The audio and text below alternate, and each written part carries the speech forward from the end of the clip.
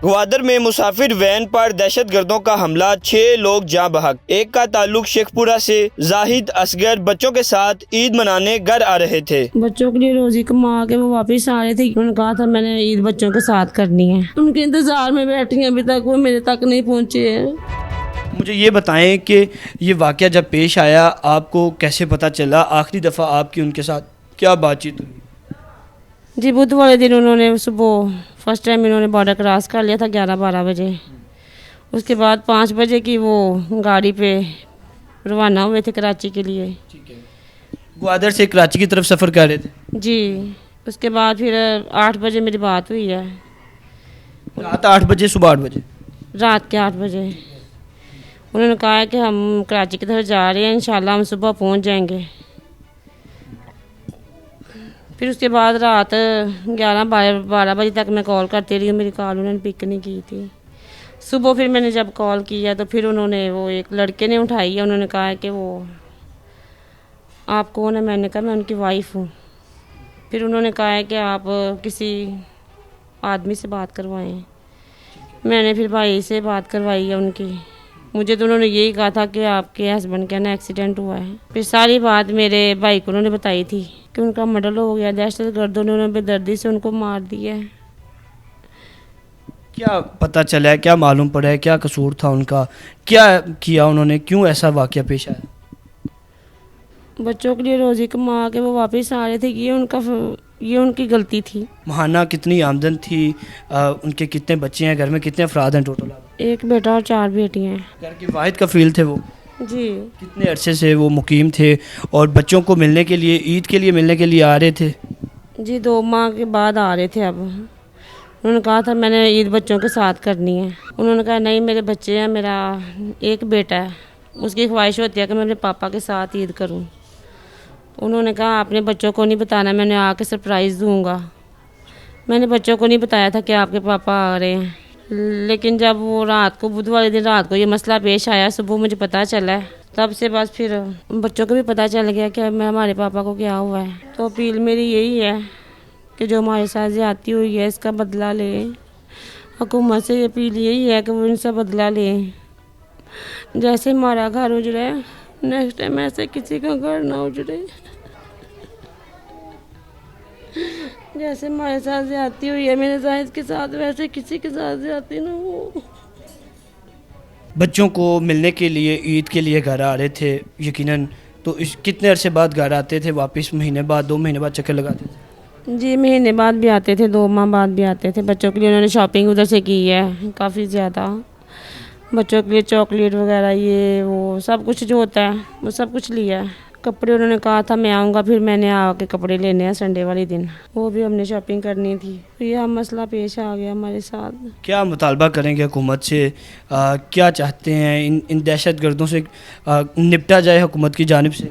जी आप जैसे मैं जैसे अब उनसे निपटने से रहे, अब इन्हें चाहिए कि ये तो कुछ ना कुछ कर सकते हैं, इन्हें करना भी चाहिए। हुकूमत आपको इंसाफ दिलवाए? जी दिलवाए, मुझे भी इंसाफ दे। मेरे जाहिद के खून का बदला मुझे दे। मुझे मार के कोई ना कोई दहशतगर्द मेरे आगे रखे, किसने मारा आपके जाहिद को? ये दहशतगर्द है। 2 दिन हो गए उनके इंतजार में बैठी हैं, अभी तक वो मेरे तक नहीं पहुंचे हैं। अभी तक मैयत नहीं पहुंची? अभी तक नहीं पहुंची है। मैं उनकी राहें देख रही हूँ। शेखपुरा के रहायशी नौजवान जो शहीद हुआ है उसके घर में मौजूद है। मेरे साथ इस वक्त उनके भाई मौजूद हैं। इनके घर में क़यामत का समा है। इनके भाई से गुफ्तगू करते हैं, जानते हैं आखिरी दफ़ा इनकी क्या बात हुई, सारा वाक़या किस तरह पेश आया। मुझे बताइएगा कि कितने अरसे से वो ईरान में मुकीम थे और क्या काम करते थे? 4 से 5 साल हो गए थे उनको उधर रहते हुए, और वो उधर होटल का काम करते थे, होटल में काम करते थे। ठीक है, तो इस दफ़ा वो ईद करने के लिए आ रहे थे, तो लेकिन उससे पहले ही दहशतगर्दों ने उनको मार दिया, शहीद कर दिया। क्या वाक़या पेश आया? आखिरी दफ़ा आपकी भाई के साथ क्या बातचीत हुई? बच्चों के साथ उनकी क्या गुफ्तगू हुई? मेरे साथ एक रात पहले उनकी गुफ्तगू हुई थी, उससे बात कर रहे थे कि इस दफ़ा कहाँ जाना है छुट्टियों पे सैर करने के लिए। तो क्योंकि जब भी आता था तो हम एक प्रोग्राम बनाते थे, छुट्टियों को में जाते थे, कहीं भी का सैर करते थे। लेकिन इस दफ़ा मैंने कहा चलो आ जाओ फिर बात करते हैं। तो कहता चलो ठीक है, अब बच्चों को खुश कर देंगे इस दफ़ा, लेकिन अल्लाह ताला ने मौका ही नहीं दिया उनको और वो शहीद हो गए। क्या रोज़गार था, कितने पैसे कमा लेते थे, कितने बच्चे थे उनके? 5 बच्चे थे, 4 बेटियां थी, 4 बेटियां उनकी और एक बेटा। 40 से 50 हज़ार रुपया वो महाना कमाते आपसे छोटे थे?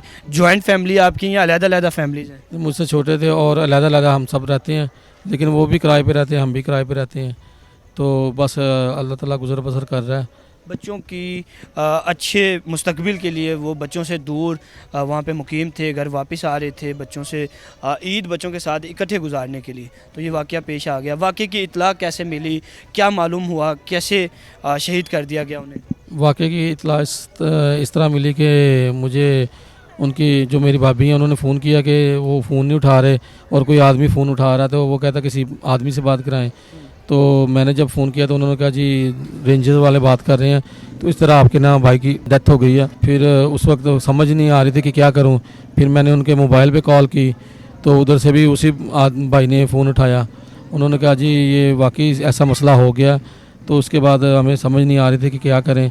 बस इसी तरह 2 दिन हो गए हैं, अभी वो डेड बॉडी आ रही है। उनकी मैयत के इंतज़ार में अभी तक मैयत घर नहीं पहुँच सकी? नहीं, अभी तक नहीं पहुंच सकी, अभी भी इंतज़ार कर रहे हैं। अभी भी 2-3 घंटों का कह रहे हैं कि 2-3 घंटे तक पहुंच जाएगी। अच्छा, मैयत रास्ते में अभी घर आ रही है? जी, रास्ते में है।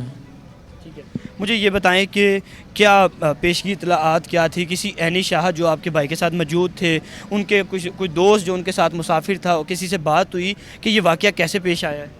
जी, जो भी जिससे भी पता चला है उन्होंने यही बताया कि जी बस रोक के उन्होंने जो भी शनाख्ती कार्ड चेक किए हैं उनको सारे मुसाफिरों के? सारे मुसाफिरों के चेक किए हैं, उनको बाहर निकाल लिया जो भी पंजाब से ताल्लुक़ रखते थे। उसके बाद बस को उन्होंने कहा कि आप लोग जाएं, तो बाद में उन्होंने उनको शहीद कर दिया। उसके बाद रेंजर वालों ने कार्रवाई की होगी, लेकिन हमारा भाई तो चला गया इस दुनिया से। क्या कहेंगे बेदर्दी के साथ, जिस घर में ईद की खुशियाँ थी आज उस घर में क़यामत का समा बन गया हुआ है। हुकूमत से क्या मुतालबा करते हैं, इदारों से क्या मुतालबा करते हैं, ऐसे दहशत गर्दों के साथ किस तरह निपटा जाए?